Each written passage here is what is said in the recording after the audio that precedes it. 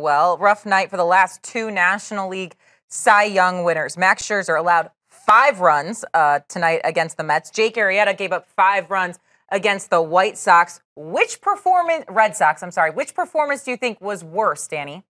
Well, I'd have to say Jake Arrieta, just for the fact that all the runs that they got off him were in the first inning.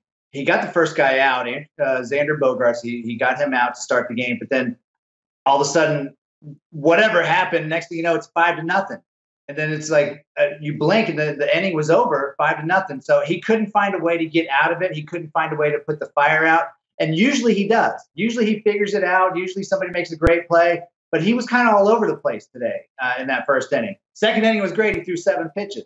But with Max Scherzer, he gives up the long ball. That's his problem. It's been his problem his whole career. So he gave up a couple bombs.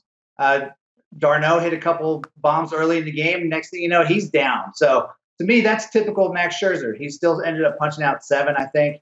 But Arrieta, he just could not figure out how to get out of that first inning, and finally did. And then he calmed down after that. Commiss, do you think Jake is pressing because of this, knowing it's a contract year and that all we're talking, and the Cubs going to re-sign him and back up the Brinks truck? Do you see him pressing and kind of going away from what has made him such a successful pitcher over the last several seasons?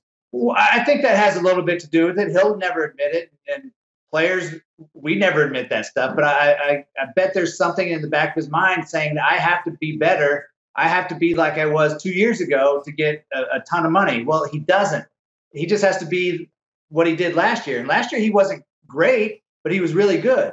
So he just needs to understand that don't let the contract stuff get in his head, because now what's happening, he's losing his mechanics. And I was listening to you talk earlier about how the hitters are adjusting to him because he's not throwing strikes anymore. He's not throwing strikes because his mechanics are all over the place. Yeah. He throws so far across his body. And now the hitters are just saying, I'm just going to wait till you throw something over the plate before I swing. So then they're taking advantage of it.